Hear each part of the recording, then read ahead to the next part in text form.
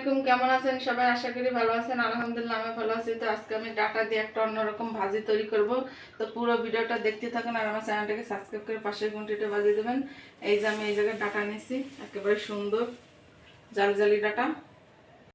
এই যে এখন আমি ডাটাগুলো কুটবো, কিন্তু আজকের ডাটাটা একটু অন্যরকমভাবেই কুটবো। আর এত সুন্দর এইগুলো, এইভাবে ডাটাগুলো কুটলে আর পানিতে ভিজাইলে অনেক সুন্দর লাগে, তা আপনারা দেখলেই বুঝতে পারবেন।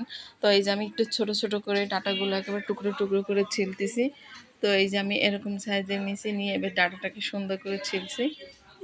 আর ছিলে আমি করতেছি কি, যে এই যে এই পাশে একটু কেটে আর ওই পাশে একটু কেটে আমি মাঝখানে একটু বাদায় রাখতেছি। আর এই যে এখন আমি এই পাশে একটু ছোট ছোট করে আবার কুচি কুচি করতেছি, আর এই পাশেও আবার ছোট ছোট করে কুচি কুচি করতেছি। আর এইভাবে আমি সম্পূর্ণ ডাটাগুলোই কুটবো।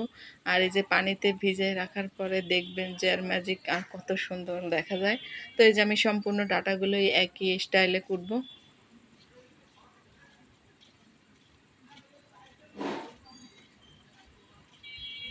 ডাটাটা শুধু মাঝখানে একটুখানি বাঁধায় রাখলেই হবে, যেন সম্পূর্ণটা যেন ছুটে ছুটে না যায়, আর যেন এই অল্প পরিমাণে বাঁধায় রাখে।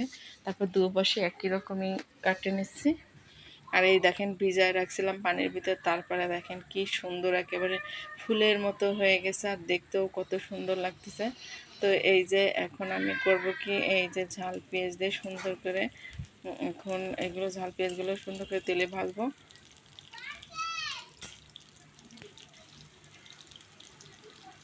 আর এর ভিতরে সামান্য পরিমাণে আস্ত জিরে দিয়ে দিলাম।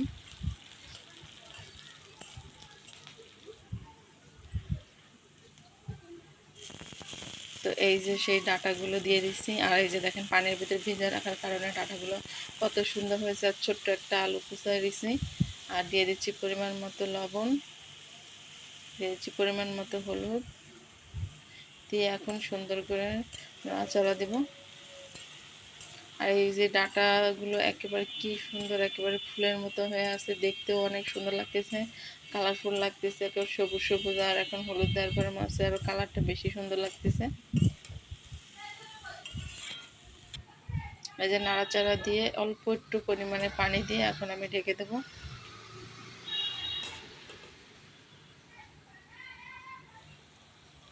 এই যে একেবারে অল্প একটু পানি দিয়ে ঢেকে দিয়েছিলাম, তো এখন আমি আবার একটু নাড়াচাড়া দিয়ে দিচ্ছি।